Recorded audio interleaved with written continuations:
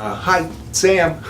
Recently I was talking to you about authenticity, about that feeling of really being yourself. And a big part of it, as I mentioned to you last time, is being secure, some self-acceptance. We all go through, I think, a little work, some of us a lot of work, to self-accept, to be okay with who we are. And I think it's important and vital. But the other piece of it has to do with the fact that there's just a simple technical difficulty that is sort of not specific to anyone's particular mental health, but it's sort of a free floating thing that happens to all of us, which is that our identity is not just dependent on who we know ourselves to be, who we've grown up to be, how we were influenced, our internal perception of ourselves, our self-acceptance. It also has to do with what folks get from us on the outside. And as I mentioned last time, that isn't always a perfect match to how we perceive ourselves.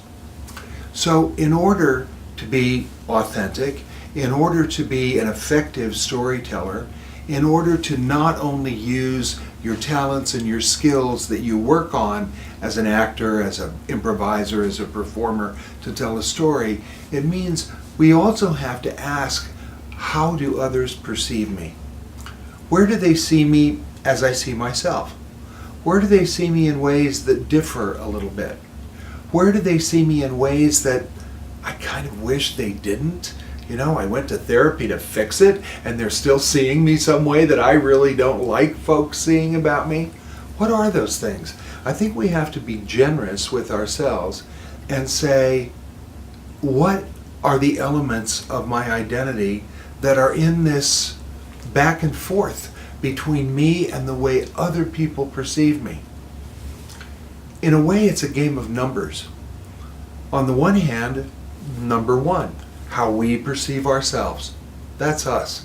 That is our relationship with our own identity. But the big number is on the outside. The millions and millions of people, potentially, that have an outside perception of us. They are not inside our growth, our self-acceptance, our understanding of ourselves, even the work we've done. They're not inside that. They're on the outside having a perception of us. And we can ask, we can find out. As a matter of fact, in a lot of ways, they've already told us, because they've written things in our high school annuals. They've typed things on Facebook that describe us. If we have work that's reviewed, very often not only is the character we may have created or played reviewed, not only is our prowess as a singer, dancer, whatever reviewed, but very often in reviews they talk about how we went about our skills or how we went about creating the character. That's a description of us.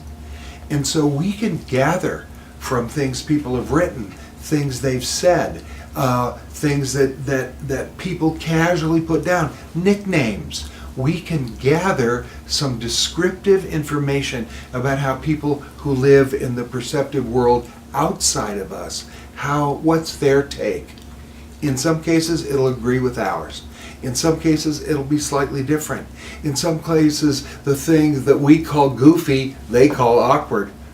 Or the thing that we call quick, they call sarcastic.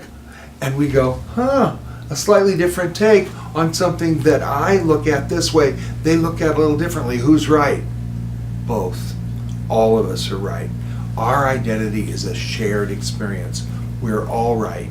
So being authentic, being ourselves, standing out, being one of a kind is a two-way negotiation, and we get to find out what the other folks put into it as well as what we put into it.